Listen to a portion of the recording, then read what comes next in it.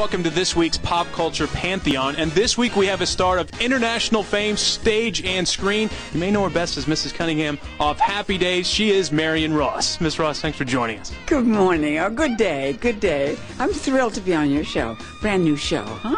And I could be the first Miss Miscellaneous, and you could have a beauty contest.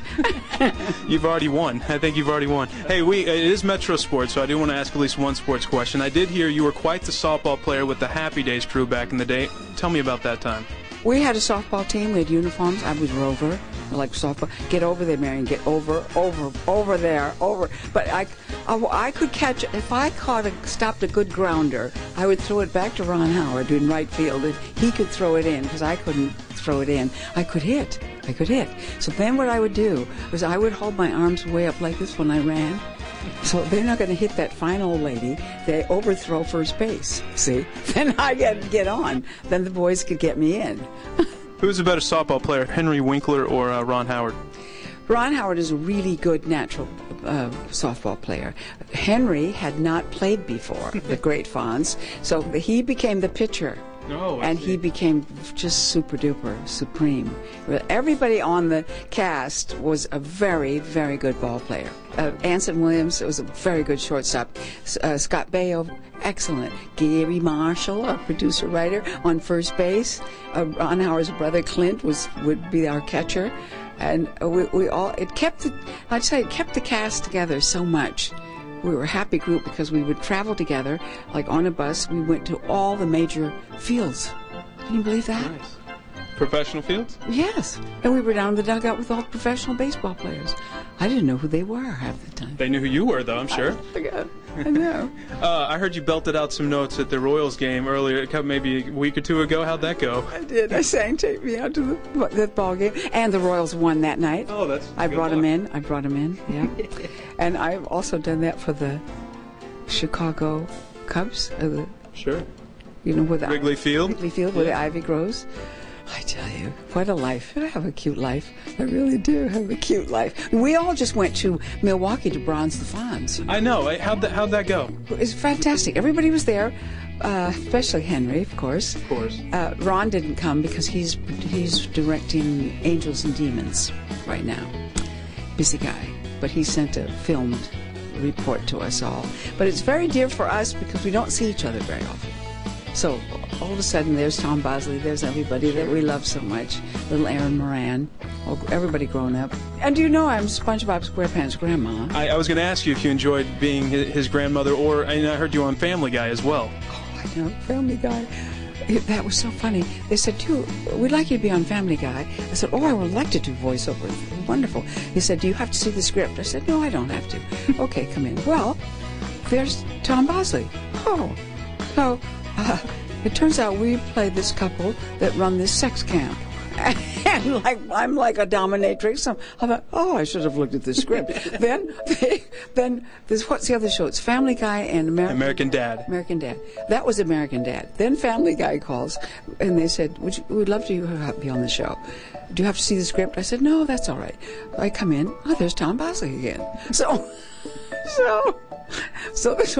this story is about the Church of the Fonz, and Howard and Marion are lying in bed there, and the Fonz is in the doorway, and Howard says, Fonz, I have a little problem I want you to help me with.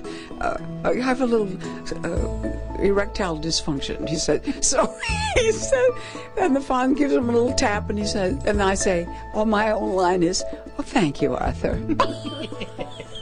So, I tell you, next time I'm looking at the script. I think it's probably a good idea. I'm sure you stay on top of what everybody's doing now. Scott Baio, you happy that he finally got married and has a kid now? He's settled down? I guess. Is that going to do him any good, all that kind of talk? I don't like that kind of show for him to be on. So, never mind. No reality shows. People love all that, don't they? It's a big thing now. Okay. What about, speaking of another reality show, Ted McGinley is going to be on Dancing with the Stars. I know, I'm thrilled, and he's such a swell guy. But my friend Cloris Leachman also. She is. So that's going to be a zoo with Cloris. She's crazy, you know. Well, I saw her at the Bob Saget roast, and she did quite a job there. Yeah. So she'll either do herself in or be the newest, greatest star that ever happened. Have you heard of jump the shark? Have you heard that saying? It means when a show gets a little tired and can't think what to do next, then we'd better jump the shark, I guess. And it was named after when Fonz... when the Fonz water skiing, and he's going to jump the Fonz. And actually, Henry Winkler's a very good water skier, so it was natural for the Fonz. The Fonz going to jump the shark. Two episode to be continued. It was very exciting. Well, thank you so much for joining us today. What's next for you? You say you're going to Broadway, and then how long is that going to run? Well, we don't know, and it'll be a very exciting adventure to do that. I want to do it very much with this play, The Last Romance by Joe DiPietro. And then I play Sally Field's mother on Brothers and Sisters. And I like to do that. So I always have wonderful things planned that I'm going to do. Thank you very much. Thank you, boys.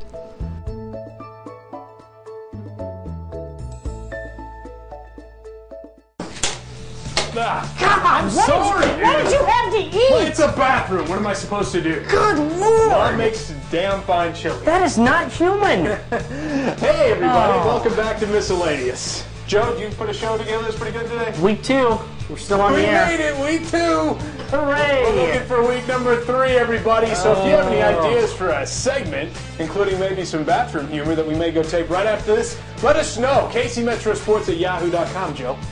Hopefully we can make it week 3 in a row. I'm looking forward to it. Is that a streak? It is. It is. For shows on Metro, no, it's not a streak because No. the level of achievement here is very low. Once again, covering nothing that has to do with sports. I but love putting that. it on Metro Sports. That's why I love Metro Sports. That's So anyway, everybody fantastic. out there. See you next week. See ya!